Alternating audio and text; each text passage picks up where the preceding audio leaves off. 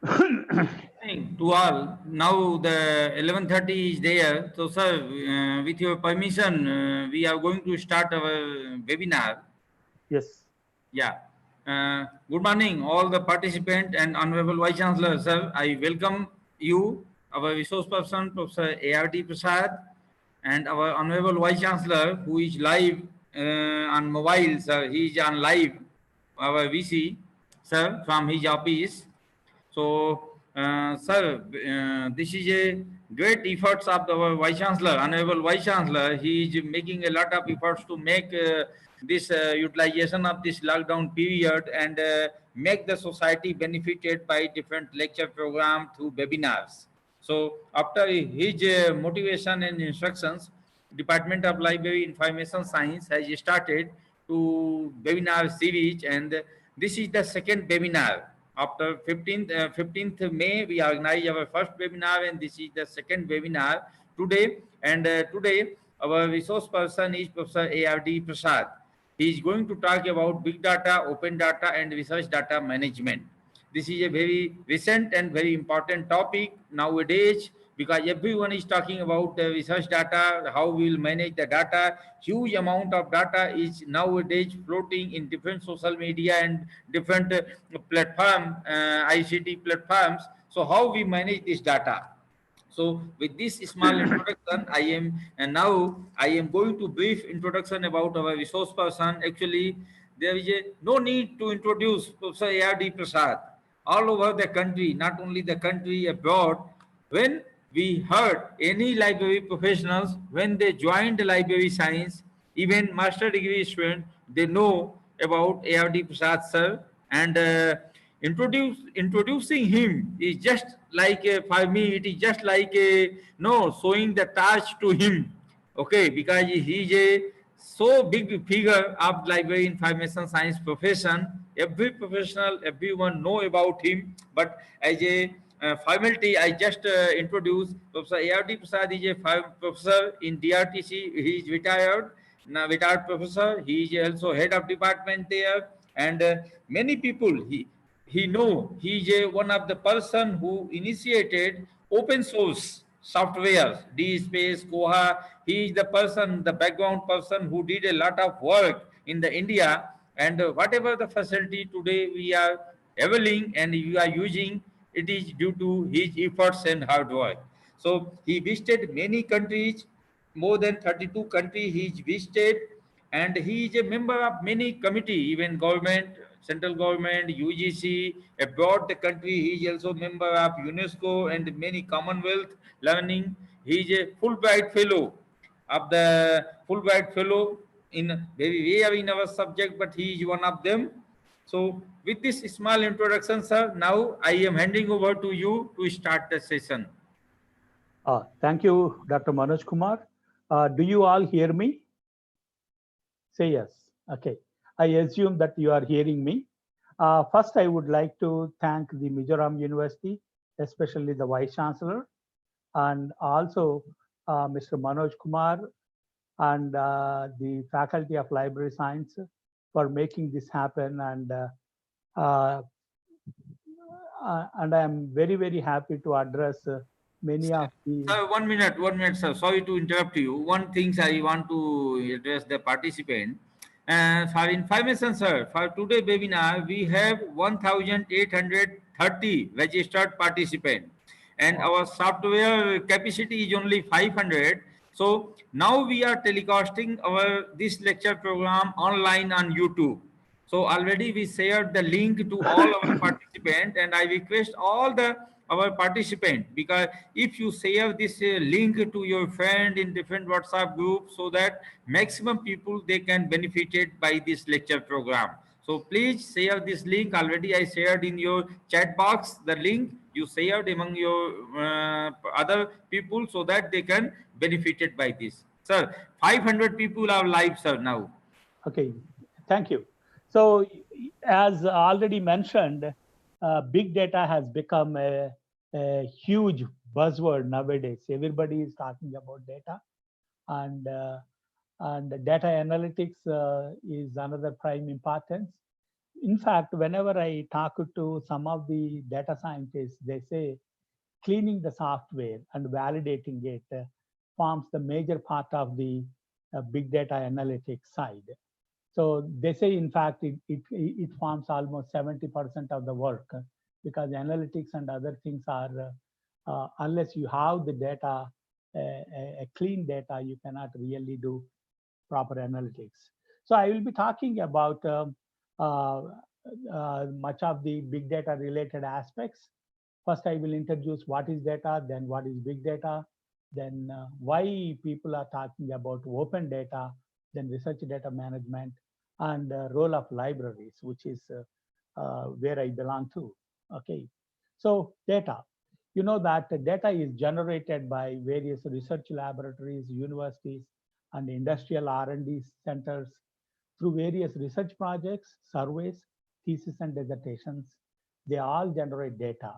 And not only that, nowadays you have a huge amount of streaming data from various equipment like satellites, sensors, CCTV cameras, and the biomedical equipment. And above all, just now, Dr. Manoj Kumar mentioned from the social media. So data appears in various avatars. One is we know that in the case of research data, we have experimental data, clinical data, observational, and survey data. And also we have in a different facet of data, that is, it could be numeric form, textual, visual, or digital or physical data. Now, we know that in the field of computer sciences, we are fairly familiar with structured data. One of the biggest challenges in the computer science field is how to handle unstructured data, which presently only the prerogative of the humans. But how to, one of the biggest challenges of artificial intelligence, especially in the area of machine learning, how to handle the unstructured data. But we know that in structured data in MySQL, PostgreSQL, or any database system, or even spreadsheets, we have structured data. Then we have semi-structured data, in the emails, the sender's name or the origin from, to, subject, these are structured. However, the text of the email is not structured. But how do we get the information out of unstructured data? Okay. And in addition, we have huge amounts of audio, video files. So two people who are mainly generate a lot of data, one are the researchers and another is various governments, whether it is federal or state or regional, I mean, even city level governments. In fact, in abroad, even Birmingham city data, then Munich data, Rio de Janeiro data sites are there. Of course, India has only indiagov.in, which is a government data publishing site. But presently my emphasis is only on research data. Government data is another ball game, which I talked in some places on how government data can be made use to make the governance much more transparent. So about big data, a few words. So what do we mean by big data is a data, the volume is so huge, some of the present day traditional data handling tools like database management systems and others cannot really handle them. That is why the so-called big data is coined. Streaming data, I know that some of the software like Flume and others from the Hadoop ecosystem, you have huge data streaming, especially from social media, you get a lot of data. That is, how do we handle them? That's the reason some people succinctly put it as the 3 V's of big data. That is the volume, whether in terabytes or zettabytes, or variety of data, structured, unstructured, and velocity. Not only batch processing, a lot of streaming data is high volume data like satellites, CCTV cameras. They generate at a high velocity, a lot of streaming data. Then question is, some people add a few more V's, that is veracity, whether the data is biased or full of noise, or there is some abnormality in data, especially the data driven by propaganda and others. So trustworthiness, whether we can trust the data. This is a very tricky affair. Then volatility, current data and what is obsolete. And I always feel it is a tricky matter to decide something is obsolete and need to be discarded. For example, weather data, I know some of the meteorologist friends, sometimes to do long-term prediction of weather, they require 15 years of data. Okay, so obsolescence is a very, very tricky affair and a hard decision to make while weeding out the data. Just an overview, Facebook handles 30 plus petabytes of user-generated data. YouTube users upload about 48 hours of videos every minute, just as the present webinar also is being telecasted by YouTube. Twitter gets about 175 million tweets. That is, the data is a bit dated. That is about almost 8 years back. Google processes 2,000 terabytes, that is 20 petabytes of information a day. And social media data also from various social media sites.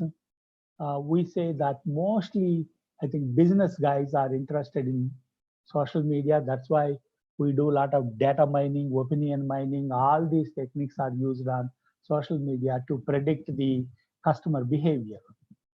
Now, I broadly identify 4 stakeholders in the context of big data. One is of course, the domain experts are there always, but the library and information science people, they are the ones who gather information, put it in a structured format and open standards for interoperability and discovery. That metadata is a powerful discovery tool. Then filtering and weeding out data, and data curation, ensuring long-term preservation and reuse. Sir. Yeah, sir, participants are telling, no, there is some echo problem. Maybe when you are talking, some window or something, if you open. Is it there still now? Yeah, now clear. Okay, because I removed the headphones. Okay, now. Yeah. Technology, that Hadoop ecosystem and NoSQL databases, which are really, really powerful. In fact, when I started using, first I found it unbelievable, next is amazing, and I fell in love with it. I will explain what NoSQL databases are. Then data analytics, which is the statistics. They come out with the descriptive, prescriptive, and predictive statistics. And finally, the generators and users of the data, that is the domain experts. And all the rest of the people, like library science people, statisticians, technology guys, they play a second fiddle to the domain experts, which we should not neglect. So, in the context of big data, there are 2 approaches. One is vertical scaling. This has been the case for a long time, especially when people were trying to build parallel processors on the same system and building supercomputers. Later, we realized horizontal scaling is better. That is creating a cluster of computers. It was said that Yahoo, for its own purposes, for their websites and search engines, they created a cluster of 4,500 systems together, okay? And forms, for the end user, it is only a single system. So this is what is called horizontal scaling. And the software also should support. So when it comes to database systems, MongoDB, CouchDB, there are many other database systems for horizontal scaling. Of course, definitely they are the choice over the vertical scaling database systems like MySQL, PostgreSQL, and others. Now, Some models, briefly I mentioned, I don't go much into this area. These are the four NoSQL database models: key value based, column based, document, and graph databases. Of course, we are mostly working in the graph databases. As library science people, we are more interested in building relations between the terminologies, okay, and the technical terms, that especially how do we enhance HSRS. I will delve a little more detail later. So this is the Hadoop ecosystem. Actually, in my institute, I configured a cluster of 3 servers and configured a Hadoop ecosystem, which has about 20 odd tools. Okay, right from taking data from streaming social media and all those, how to distribute the data processing to various computers in the cluster. So analytics and visualization, of course, the most popular software R and R Studio, and there are commercial alternatives. MATLAB is there, and of course, people may use even SPSS. But I, as a champion or advocate of open source software, I advocate for R. So predictive analytics, how to predict using the statistical modeling. But again, you know that it heavily depends on probabilistic models of prediction. So any probability, as the very name suggests, it can happen, not that it will happen. Then prescriptive, depending on the prediction, probably they can suggest a course of action. And how do we go about how to counter for example, if there is data about the terrorist attacks, how do we analyze the data through various analytics? And how do we predict what could be the next possible attack? And how do we prevent that? What are the best possible ways of preventing it? You know that in computer programming, we call it non-deterministic models. That means in day-to-day situation, there need not be one model. There may be, for every problem, there could be number of solutions. So only thing is sometimes we may fix the priority of these solutions. Now, open data, this is most important because this is the idea behind the entire presentation. You know that the main idea of the driving force behind open data is reusability. You know, I always feel reusability is the major factor in the evolution of mankind. Unless the knowledge acquired by one generation is inherited to, it got inherited to the next generation and being reused and enhanced, I think there would not have been any development in the mankind. And definitely language played a big role because over the animals, language definitely gives much more vocabulary to express the ideas. And writing allowed recording. You know, that's the reason, if you look into the history of literature, the first form of literature in any language, whether it is Sanskrit or Greek, Latin, and all these languages, the first form is poetry for the simple reason there was no writing. People had to by heart and they have to put it in a kind of poetry. That is the reason I think the children are taught in the beginning rhymes so that they can by heart the poems. Then the libraries definitely played a very organized and highly institutionalized role in the reusability by preserving and disseminating knowledge. Now, jocularly, in a lighter way, I call it open mantra. That is, actually, it all began with the open source software. Then later, you know, open access to information became a big movement, encompassing not only journals, repositories, then e-learning objects, many things. And unless the content is put it in open standards, it may not be interoperable across the systems. And besides, open standards definitely would allow long-term preservation. we know that when I use the word long-term preservation, I definitely do not mean preservation forever, because nothing is permanent in this world. It's only long-term preservation. So if it is in open standard, you can migrate the data to newer standards. That is the idea. Then you know that open data repositories. Now I think even India boasts about 400 digital repositories or institutional repositories. Of late, people are talking about open science and open research. Definitely open data is going to make a big impact in the context of open science and open research.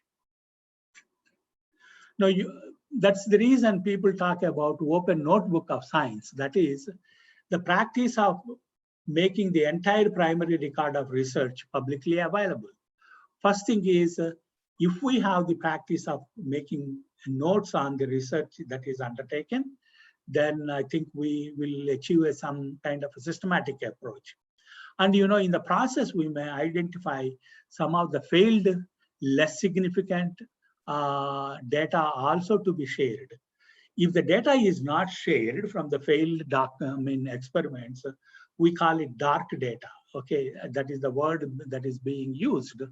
But unfortunately, many researchers believe only success is to be reported. But what is important is failure also are equally important for the simple reason. It is the knowledge of not only how to do, how not to do also. Okay, of course, there is a caveat. Probably some people failed the project because of various reasons. Anyhow, in the context of government too, there is dark data. Much of the data by various departments like transport or sewage or water supply, all these data, unless it is published, people really cannot have an informed society. Now, why data is not published so far? First thing is publishers claimed for them it is not profitable to print huge volumes of data. But again, now in the context of web, volume is not a big problem. That's the reason nowadays slowly publishers are insisting in some disciplines, data also should be uploaded along with the article so that the data can be verified by the reviewers or the readers. Then author's point of view, authors might have overlooked the data. Another is sometimes, you know, though I should not say, but we know that sometimes jocularly we say whether the data is tweaked to suit the hypothesis. Okay. Now, in history, we have lots of examples of the data being, you know, the famous Sigmund Freud of psychoanalysis. Some people say, yeah, in the case of medicine, psychology, all these places, the anonymization takes place. People anonymize the patients or the subjects. And some people say that not only that he used fictitious names for his subjects, sometimes he used even fictitious stories to suit his pansexual approach of psychoanalysis. Then you know that recently, about 3-4 years back, there was a huge controversy that some scientists from an Italian nuclear physics lab found an particle which moves faster than light, which is almost makes Einstein theory topsy-turvy. And I mean, actually, we partnered with that particular laboratory, INFN, in one of our European projects.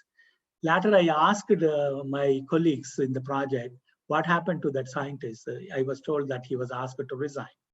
So that is, anyhow, is one of the advantages of science, that is self-corrective mechanism, okay? Then you know the openness, enemies. For example, there was a young boy from MIT, Aaron Swartz, sorry, spelling mistake, TZ. He started downloading continuously from JSTOR. Instead of JSTOR, the American government filed a case against him. It appears by American copyright laws, he can get a life imprisonment, means his lifetime, not 14 years as in the case of India. So poor fellow committed suicide. Everybody, including Tim Berners-Lee, the author of World Wide Web and Semantic Web, paid homage and tributes to the young boy. So What is closed data? Data is not published. Okay, it was never published. Then sometimes, unless you pay the subscription or the access charges, you are not allowed to access, just as in the case of commercial journals. Then it allows, but users have to get registered. This is to make a point for completely openness. Then encrypted data, so you have to decrypt it, and data requires some proprietary tool to access. For example, you want to open a text, you have to buy a commercial Office suite. Then copyrighted, pending, forbidding the use and reuse. Not allowing robots. Nowadays everybody is using CAPTCHAs to prevent the attacks. So even that, I think, prevents people in accessing the data. Time limited access, not allowing bulk download, as in the case of Aaron Swartz. Then political, legal, commercial pressures on restricting the or banning the access. We know of course, in the literature, we know Boris Pasternak and Salman Rushdie, all these people had some kind of pressure. I mean, and the governments also had the pressure to ban their documents. So in support of open data belongs to mankind, so it cannot be owned by somebody. Mostly data is generated by public money, that is through research labs and universities funded by the governments. Facts cannot be copyrighted. That is another strong argument. Data value will be only fully realized if it is widely available and used and reused. Restrictions definitely results in non-creative commons. Open data creates much more harmony, especially in the context of the dubious research and also the governance. It will accelerate more scientific research. Then, if data is openly available, others may draw different conclusions, sometimes even contradictory to the original author. You know that if you have census data, somebody may look into the literacy aspect, somebody may look into the gender versus literacy, or education versus the development economy and other things. Data transparency, of course, is important to achieve science, because one of the basic tenets of science is objectivity and self-corrective mechanism of science. If something is proved wrong, okay, they will.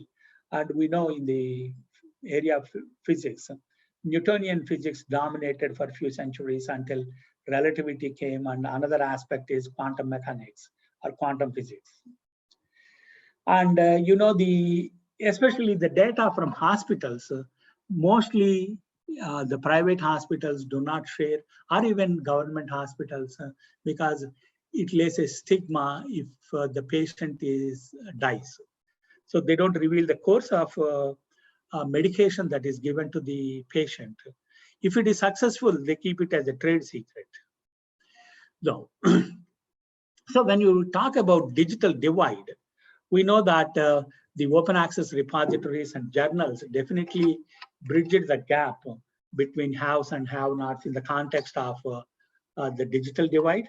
But one of the biggest hurdles for natural and physical sciences is they require huge laboratory infrastructure, which is very costly. Only CERN labs is funded by a few European countries because it cannot be afforded by a single country. But again, the data of these experiments, if it is shared on the internet, even if one is in Timbuktu, definitely they can download the data and analyze the data. This is the case with the human genome data. It is completely publicly available on the internet, and anybody can analyze the genome data and come out and publish. So this is the power of the openness. So, but some people say, no, the problem is data generated by public money will be used by profit-making private organizations. Then some people say, no, privacy is a big problem regarding the data. Then private organizations should get back their investment in collecting the data, because they hired some people and costly equipment they bought to collect the data. Okay. In any case, my generic philosophy is unless we free the data, I think we cannot really pace the scientific research. There is always the bad side of science. Science is always being used for dubious purposes, though science and research is by itself neutral.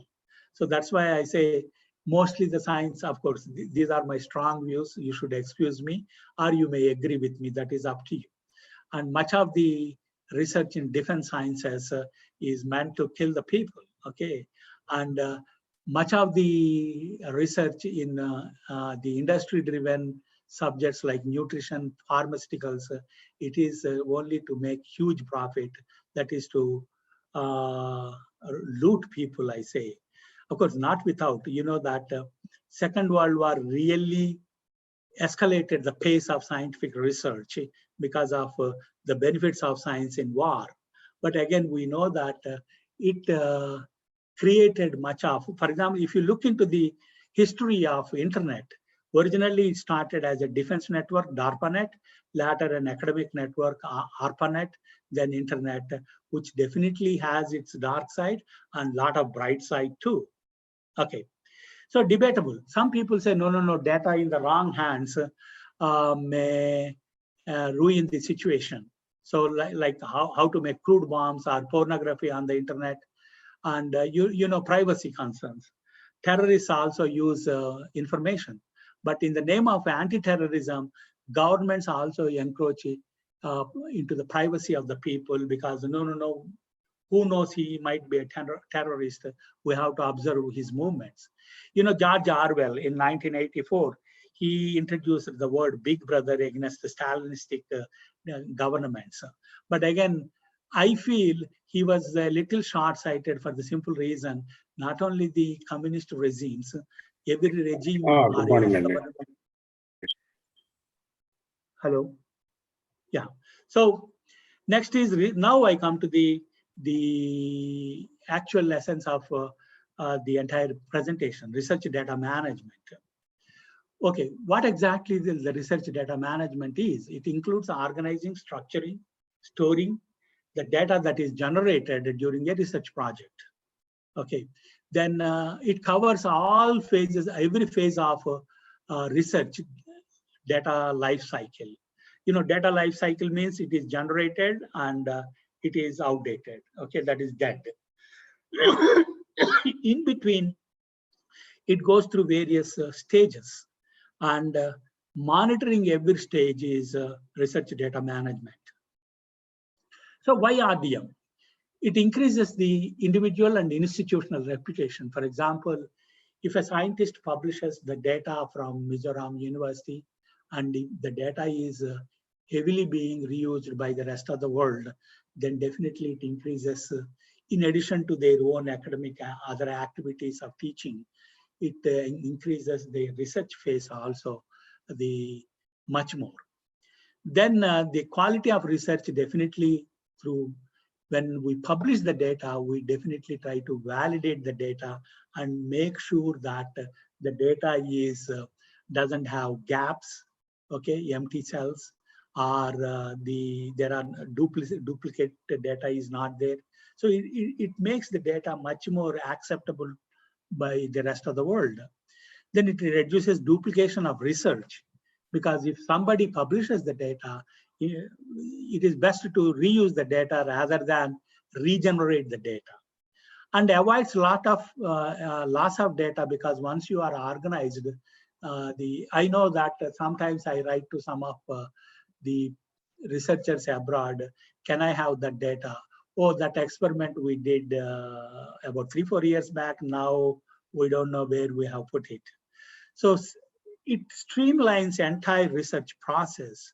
That is a kind of discipline imposing on ourselves as scientists and the institute or the university to streamline everything, whatever they are doing. Then from the point of view of funding agencies, okay, funders can know the data is being used and they can support the research. That is important, because sometimes funding agencies already mandated data management plan. There is another technical word called DMP. So unless you publish a data management plan, probably when you propose a research project to funding agency, they do require what exactly your data management plan.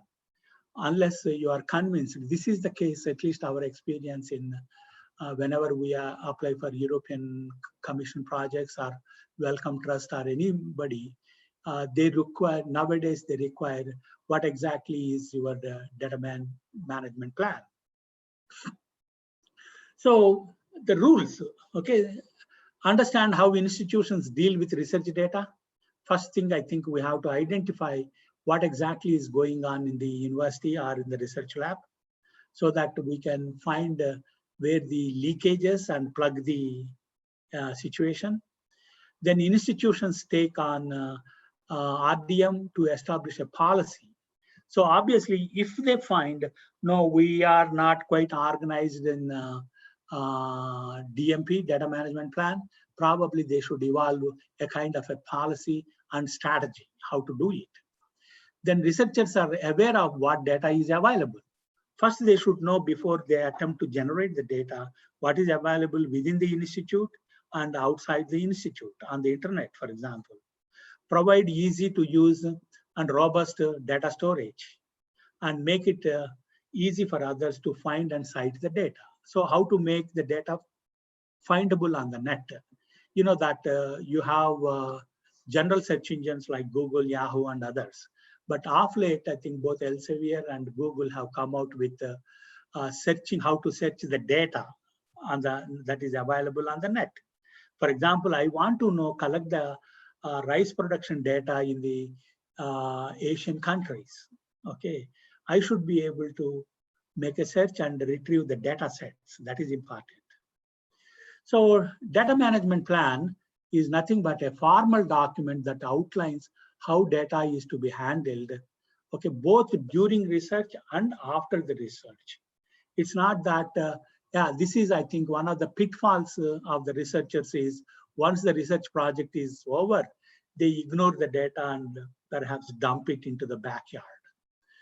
And the requirement, definitely it's a requirement by many funding agencies. In fact, I am trying to impress upon some of the funding agencies, especially the principal scientific advisor to the government of India, to mandate certain things. Okay, and also, these projects from Europe and all that, they have in the proposal what are the legal and ethical guidelines, whether we are doing unethical research, we have to claim, we have to tell that. So that's why data management plan is important to make things much more organized and clear, and especially to achieve the object of reusability. We developed an online model, okay, with our research students. They came out with, I think they used Drupal, and various funding agencies can adopt even within India, like DIT, DST, DBT, and others. I believe one day it will happen. So policy should be the guide. So naturally, we have to put everything in place. In 2012, way back in 2012, Government of India passed NDSAP, that is National Data Sharing Accessible Policy. Accordingly, according to it, all the organizations and research projects funded by the Government of India should make the data available on the net. And this they have circulated to various labs and CSIR and other things, and even defense labs. But again, my belief is there is no guidelines on the execution. That's the reason datagov.in hardly has data compared to the rest of the world. Especially when we did a survey, we found Australian government data site is the best. Even at least we personally believe it is better than UK and USA even. Okay, so that means why India is lagging behind is we don't have we have a policy, but to make it effective, probably the guidelines for the execution of the policy and achieve data reusability. So funding agencies also should do it, as I already told, NSF and others do, but in India, I hope one day our funding agencies also will come out with the DMP.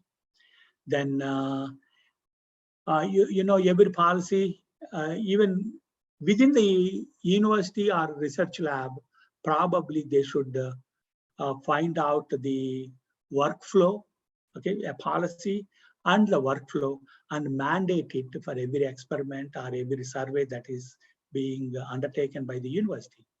And perhaps like some of the UK universities, we can establish digital curation centers, and definitely librarians are to be trained. In fact, we are attempting in a smaller way. Recently, we have taken up from the Ministry of Corporate Affairs a workshop to train the people on data curation. Unfortunately, because of it was to be held in the last week of March, and you know, COVID washed out everything. Okay. Now, so data lifecycle, which I have already mentioned, from the generation to its depth. So collect data from surveys, experiments, then structuring the data, that is database tables or spreadsheet like CSV files, then using open standards, especially for interoperability. Then you have to make attach a metadata so that we know that metadata is a powerful discovery tool on the internet. Then assigning subject descriptors and linked open data, okay, and persistent identifiers like digital object identifiers. And the best way for every university or the research lab is to come out with their own data repository, which can be pulled by a central agency at a federal level, just as InfluMNet is doing in a partial way. Okay. Then what RDM includes, research data management includes, as I am trying to re-emphasize various aspects of it: acquiring the data and anonymizing the data, converting the data into open standards, adding metadata, classifying the data, that is ontologies, and adding licenses, because you know that copyright is a major problem. Okay, that is one of the, I think, weaknesses in some of the digital library software, because they host content which is not copyrighted by themselves.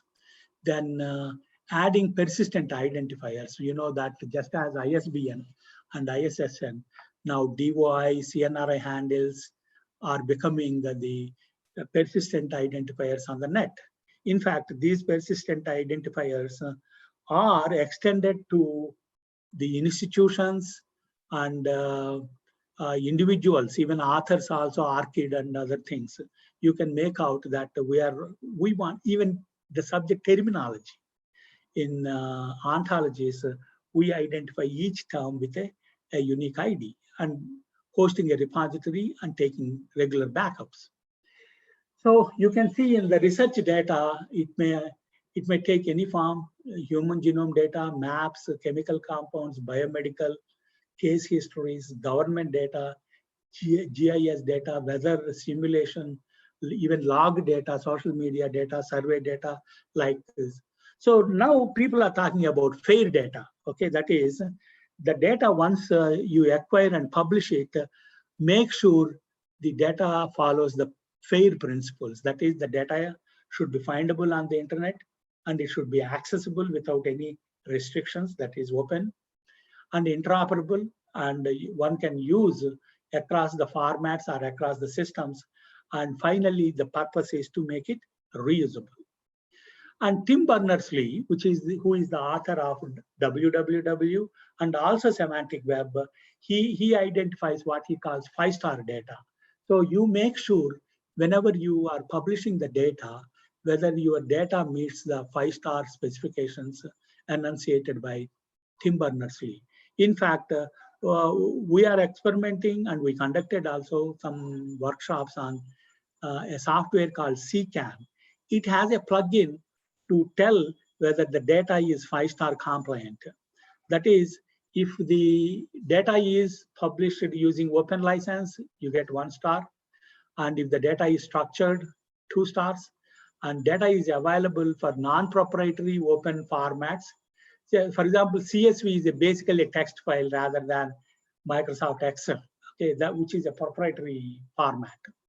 Then using URI, that is persistent identifiers. And finally, making it possible to make a context that is linked open data, which is one of the biggest challenges for the library community.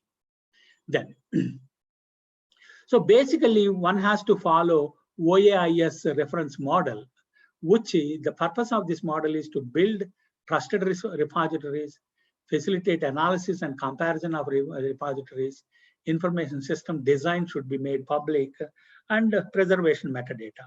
So this is different from preservation and metadata. Preservation metadata is even the metadata should have long-term preservation strategies. Then what is the role of librarians? Definitely traditional library services, reference services and others are there, but how do we provide the data-based services that is making it available in open mode? Then awareness and supporting and managing data, okay? Educating the researchers about the importance of data, because we know that it goes without saying that publications are very important, but still we have to run awareness programs not only to the scientists and the policymakers and to the librarians themselves, the importance of open data. Then managing a data collection, okay, that is digital curation and digital preservation and publishing the data on various repositories. So the core competencies expected by library science people are, some level of subject knowledge.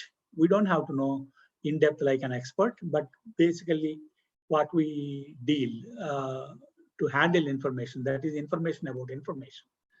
And access to data centers, we should know, okay, and provide to the scientists also. This is the way to access the data centers like Google data search engines and other things. Then policies and standards, if the librarians can put in place the various policies, for example, Oxford University itself has a policy. So they can call out together the policies adopted by various organizations or countries. Then data management tools. I will explain what are all the possible software tools for data management. Then metadata schema. We know that actually our experience is in the context of publications, Dublin Core was sufficient.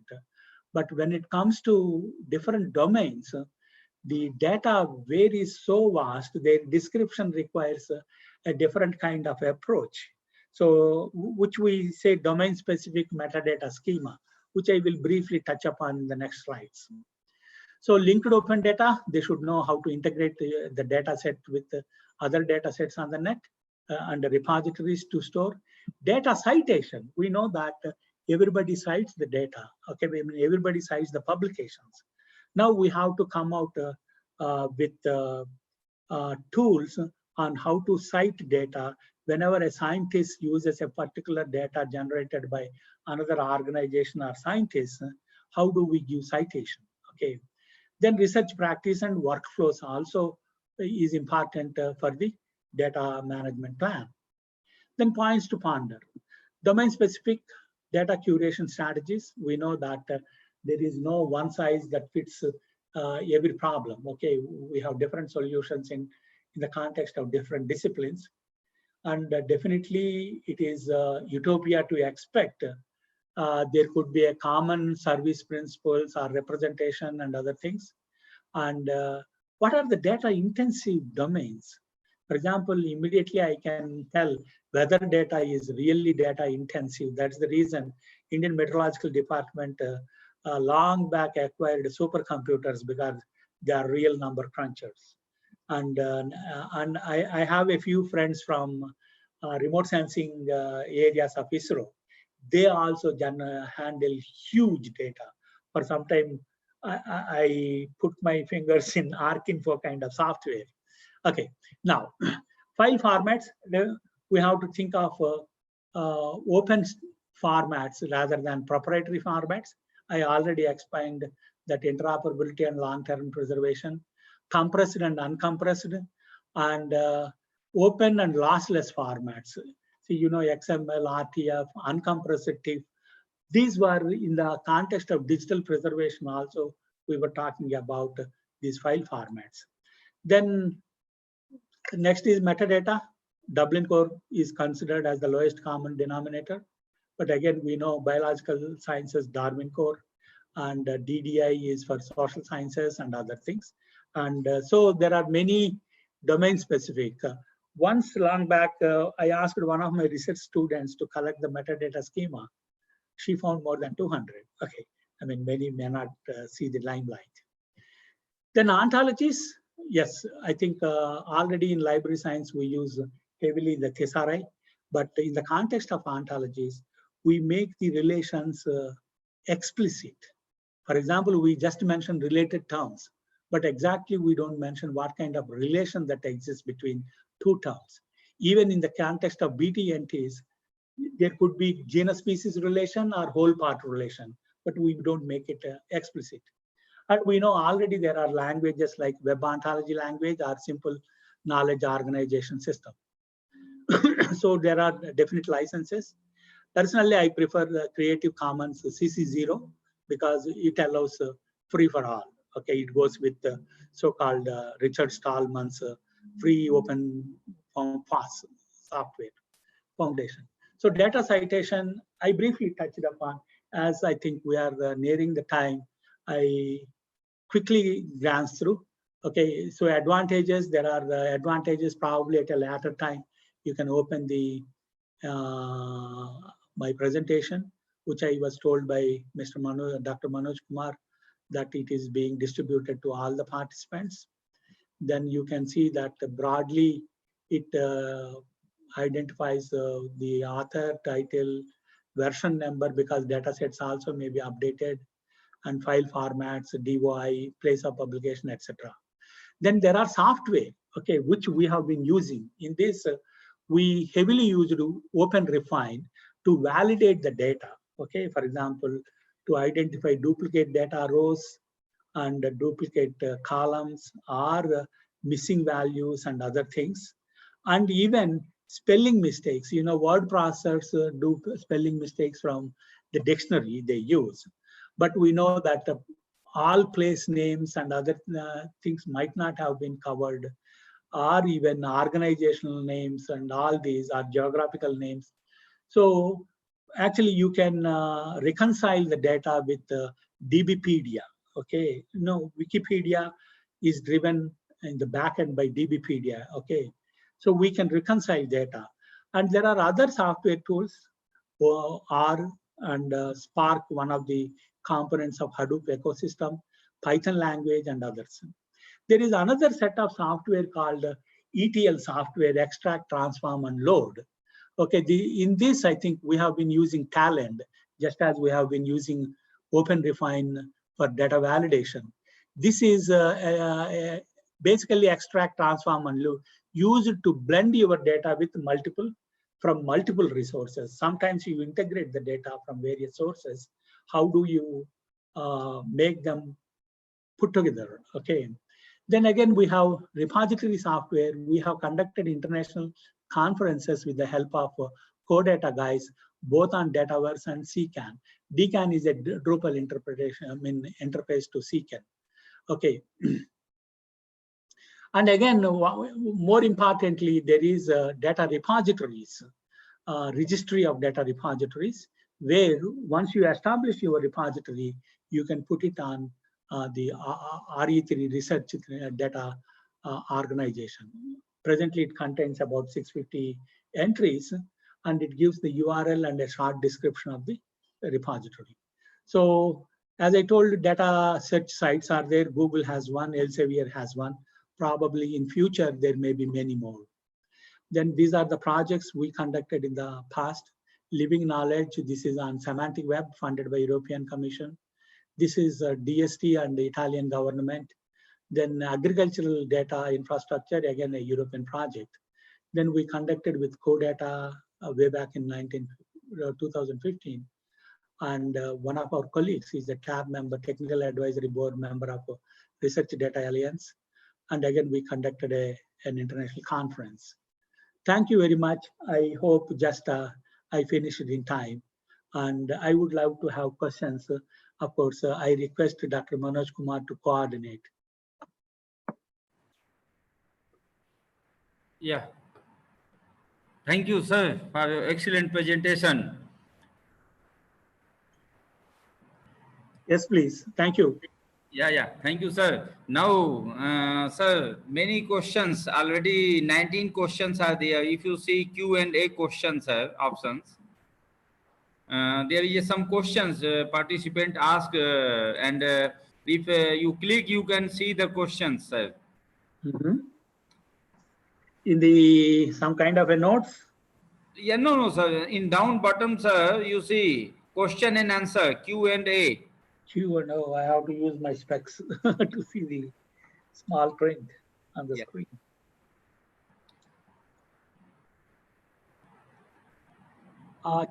Q&A, 22 questions are there. Okay. Yeah. So some maybe it is already there. So you see the question. If yes. you see some, then you can clear the things. How we frame the title of any research. Okay. You know, this is one of my contentions against many institutions and organizations. At least my experience is until 1 year of groping for a good research topic, we cannot identify the vague research title. Only on the completion of the thesis, almost or nearing completion, I can visualize the exact title of my research topic.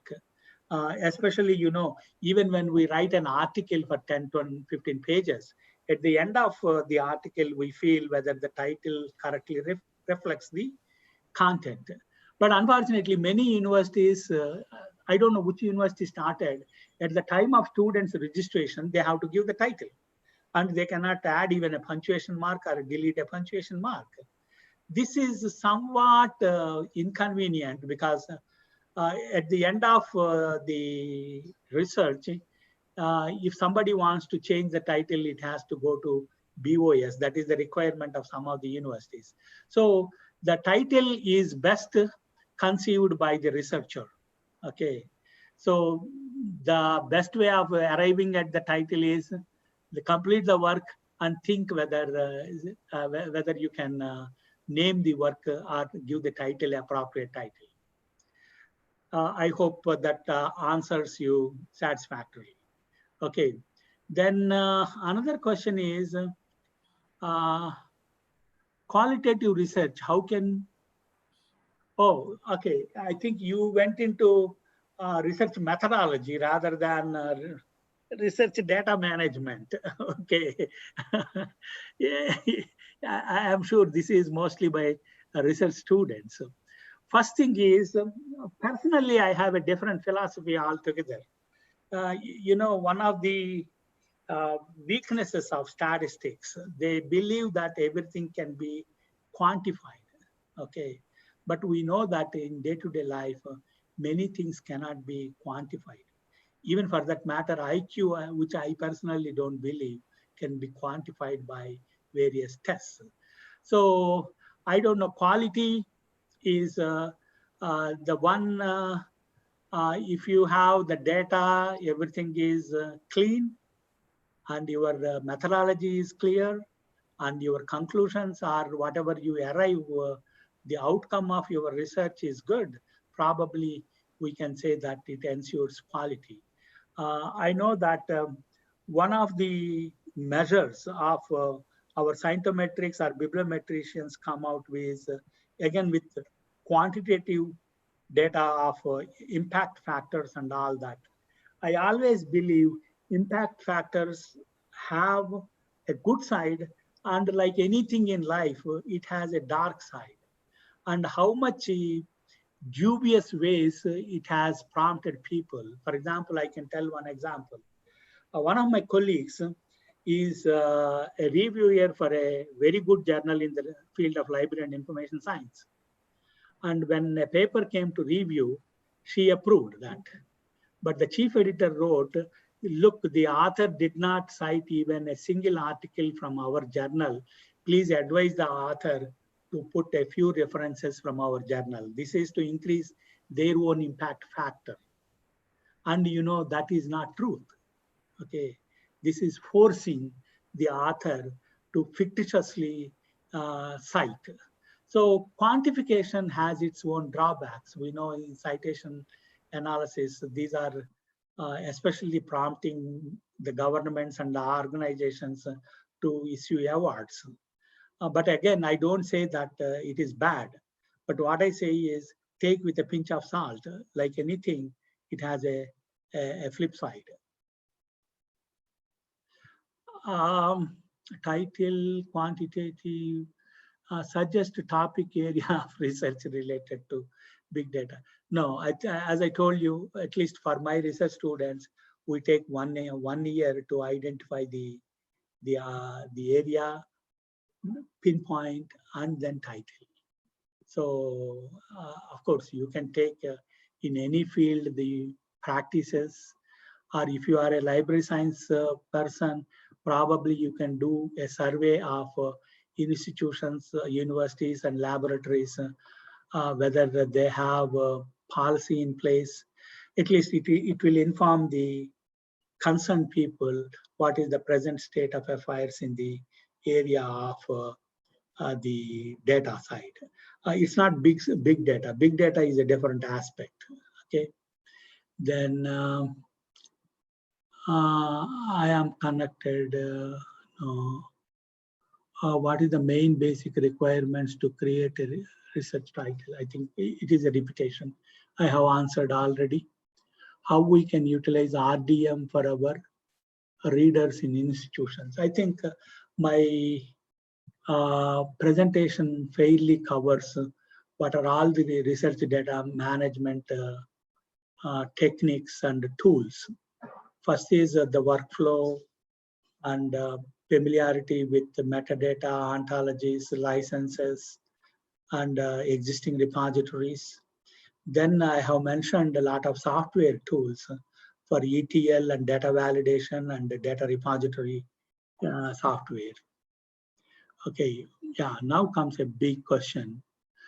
University of Hyderabad on data, my question is, data is growing like anything in many ways, okay?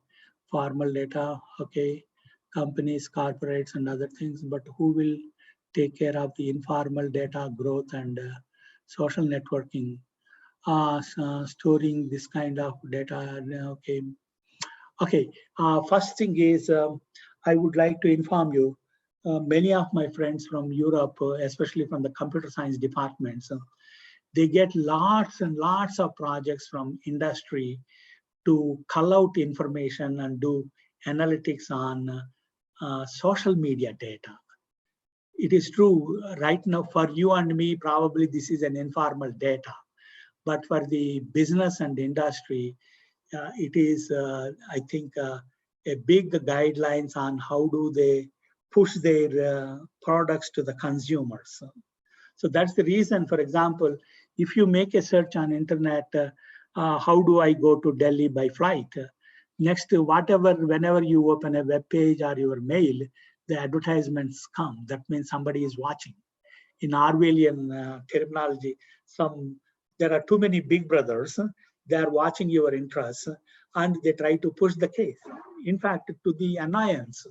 So how much they should spend on advertisements and all these, this data is done behind you without your knowledge. So social media, though for many people it is informal, for the industry, it is, I think, the major source of their business. Okay, so storing such data, probably the data may be ephemeral, but again, as I told you, what is outdated, what is this one, for example, to compare, in one of our research projects, another partner is Yahoo. Okay, he was trying to, we developed the indexing model based on our Ranganathan and Topsy principles. So one of the things is whether Turkey should join European Union was a big question. And it tries to collect information from social media, that is opinion mining, okay, to tell that who are the heads of the states, what are their statements, and whether that goes with the popular opinion. And maybe down 2 years or 3 years, whether there is any change in the opinion. So even to track the history of changes, you require the data to be stored. But as I told you, the trickiest question is how long we keep the data. Not only the scientific data, even social media data is a very, very tricky question. And yeah, storing this kind of data is unethical. Yeah, you talk about ethics to business. Okay, I think those are oxymorons. No, they contradict. No, these are my personal opinions. I am basically a pacifist, so using force I am against. Then of course I live in an impractical utopia, I believe. So I know that storing large amounts of data is very, very costly affairs. But you know, the Moore's law in computer sciences, every 18 months, the storage capacity doubles, of course, but it cannot go forever. Okay, but anyhow, we know that recently Samsung came out with 16 terabyte SSD storage media. But again, that may not be the case forever. Okay, so scientific organizations and institutions in there do not have any. Yes, I do accept that with Sanmati Jinendran Jain, I do accept that we don't have such policy. Probably it takes a little more time to convince the policymakers or the heads of organizations and universities the necessity of evolving a policy.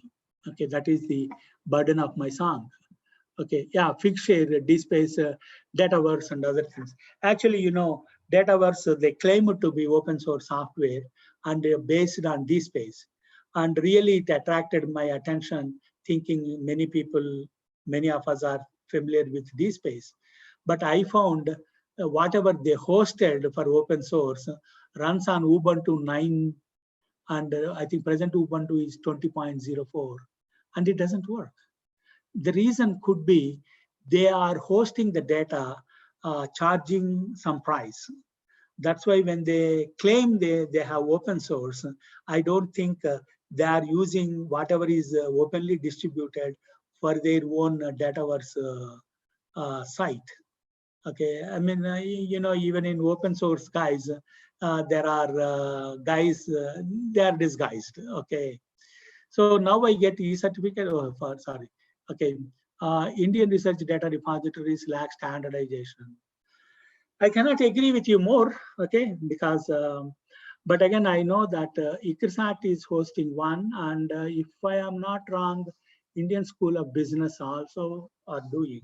They are using Dataverse. Though I cannot tell what exactly the one that is being used by datagov.in. Probably, in fact, I am planning, if everything goes well, I wanted to organize various workshops across the country, just as we did for DSpace. I think we did about 50 workshops on DSpace to familiarize people or demystify the so-called digital repositories.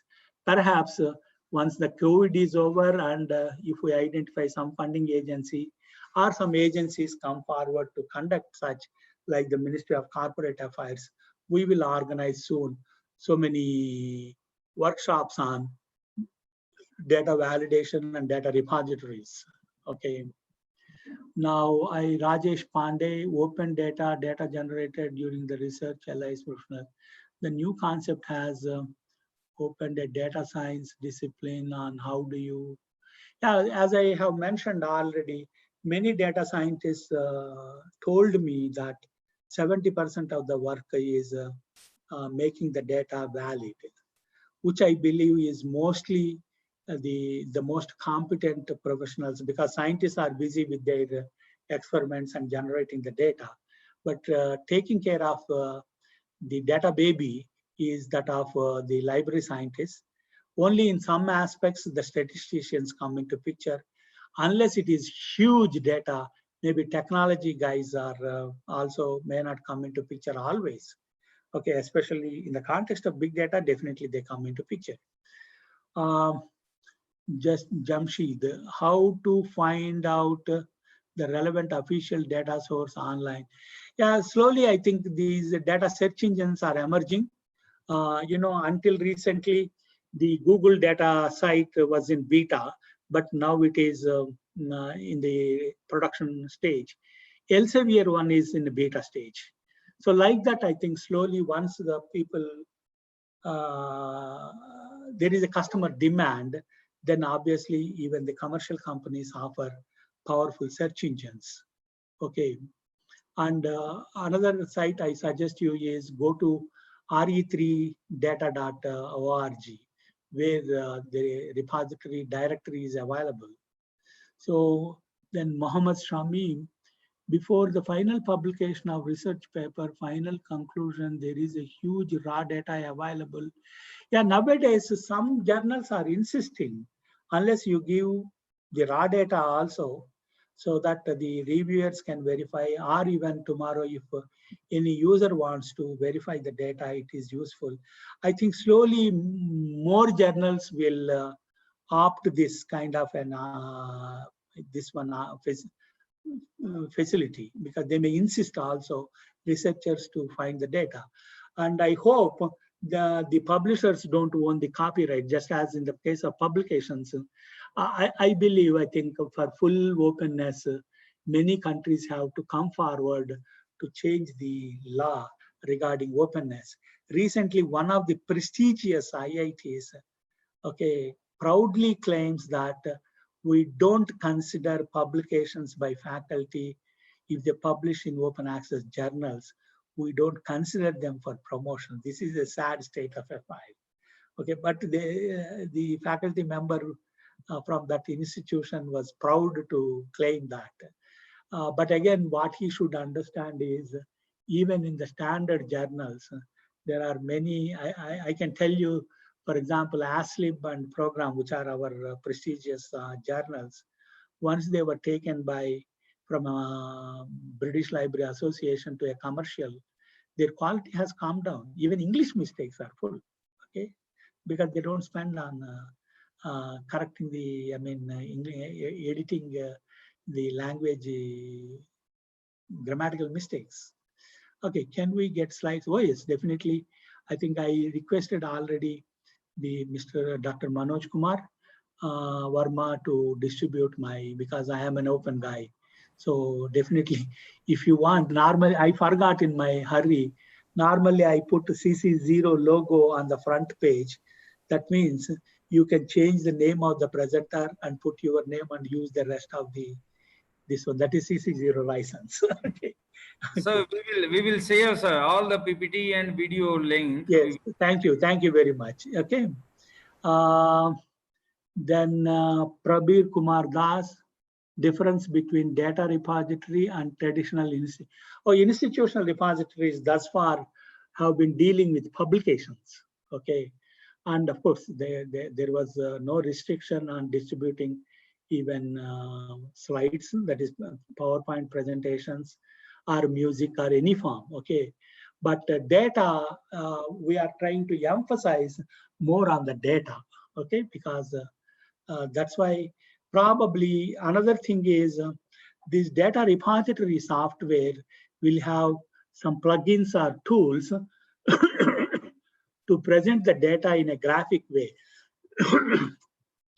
In fact, we have been using CCAN for a while, and we can take any data set and ask it to generate a pie chart or a bar chart, Or even, for example, if it is talking about locations, we can say superimpose onto Google Maps and tell the spots where what is, for example, now the COVID has all kinds of color zones, red, green, and other orange zones. But if you take the data and ask it to project on a map, it should identify with the color codes and generate. So that is a crude facility. I mean, I don't say it is a full-fledged facility, but a rudimentary facility of visualization.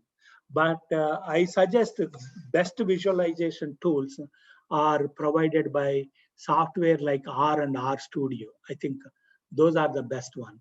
I know that I saw a demonstration, even social media data is projected in visualization software. It keeps on changing the shapes of the graph, depending on, that is live, how many people are reacting, on Twitter accounts and all this. Lots of people simultaneously access. So it is true that that is the difference.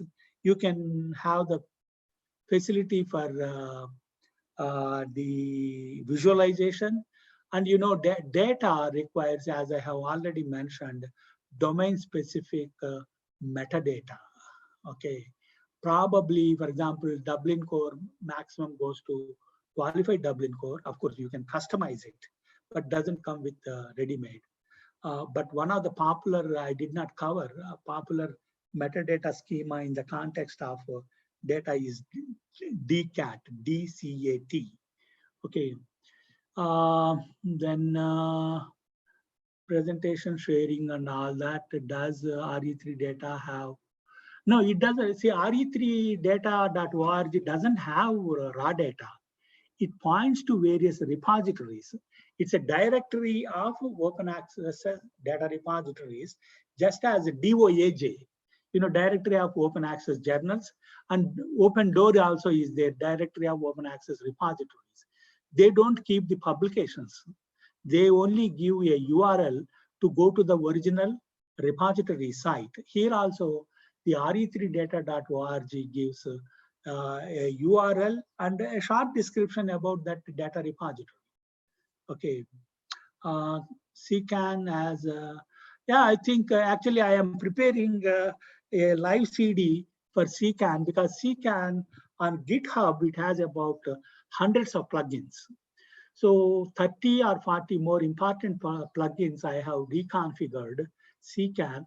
Probably in a couple of months, I may release it either on GitHub or on SourceForge, because I know that it is pretty complicated to do installation, because that requires a little of system administration knowledge, okay, which I feel I am fairly comfortable with that, especially the Linux-based systems.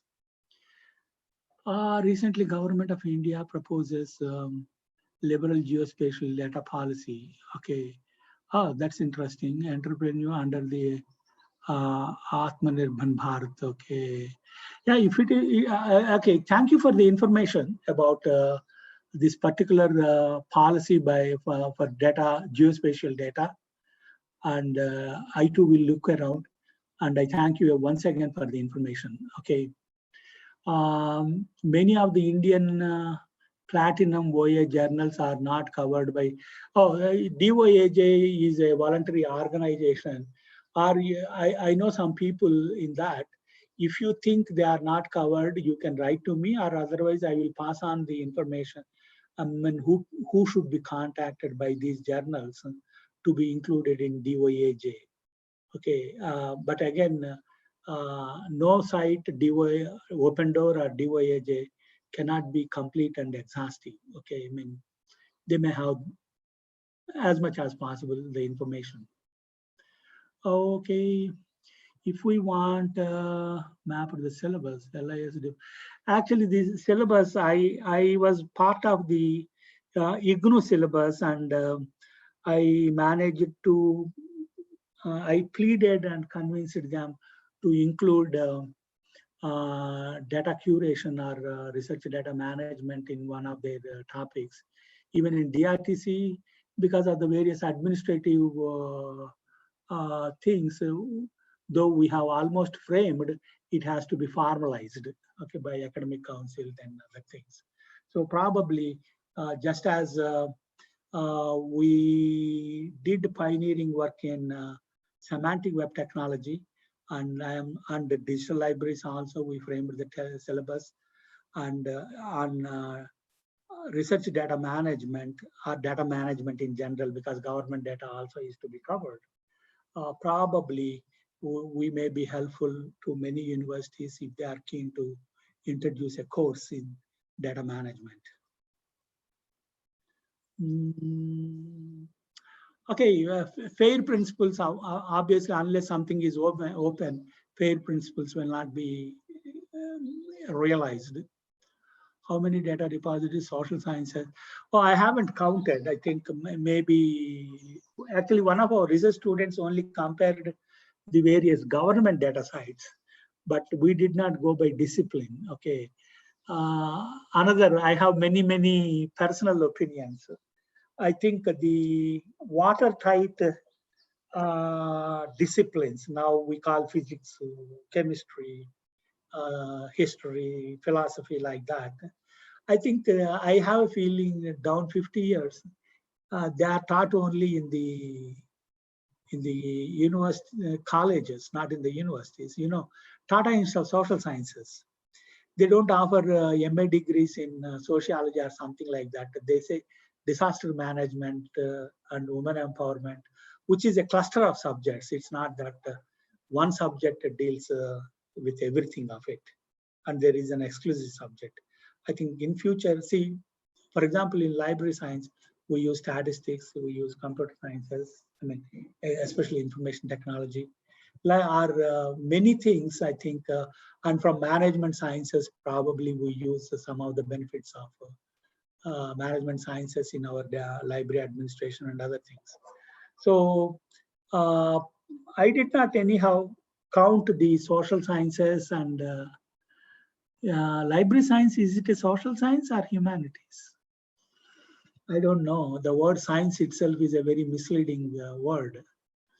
What are the data management policies, librarians? Yeah, I mean, I was telling, you know, probably once down 6 months, I sit with my students, collect the policies enunciated by various organizations and develop a kind of a model, okay, and which finally it is the organization which has to adopt. So that is outside the scope of my presentation to give the details of what the policy should be, okay.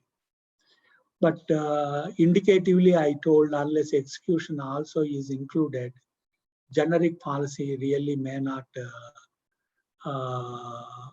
help. Related to time validation of data. Actually, I told no, okay, my research paper is based on, okay. Yeah, I mean, I know in my younger days, I used to say that some people write an article, latest techniques. Okay, for example, in 2006, as you mentioned, we published an article, somebody looked after 20 years, whether those techniques are latest. So that's why I say, avoid time-related titles, like recent developments. Be much more expressive and specific. Developments during this decade or developments during this time range. So, I mean, like you have pointed out, no, 2006 to 16, okay, Mr. Manish, okay. Big science is useful for automation librarians. I am not too sure. We know that in the context of bibliometrics, long back, I think when I was a student itself, there was one powerful author, Derek D. Sola Price. He wrote a publication, Little Science and Big Science, if I remember correctly. because I came across that publication sometime about 40 years back. I don't know whether linked open data, this is very, very important. I think linking so that you can aggregate the data and pull the related data together, and it provides the context. And I think this is a major area under data management. Linked open data is definitely going to be of great value.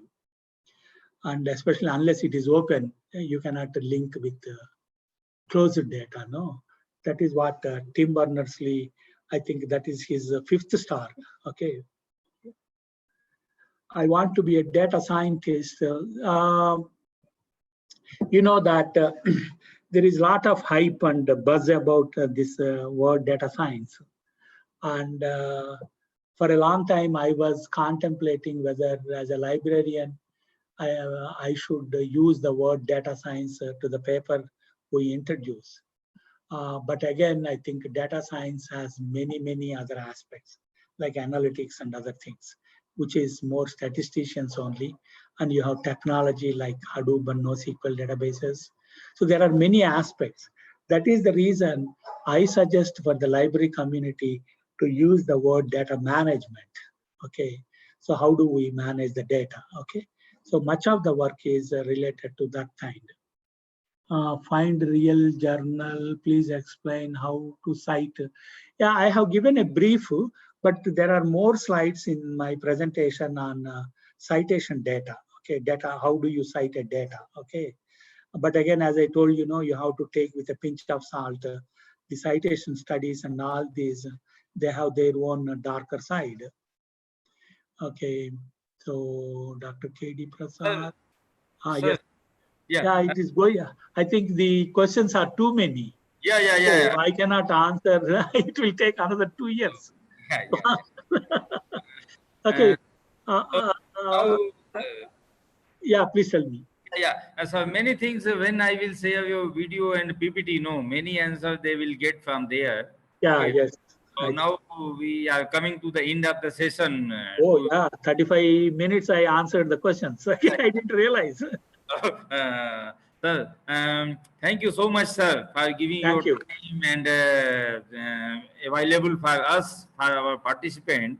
So, on behalf of our university, our vice chancellor, and behalf of our department, I would like to thank you, sir.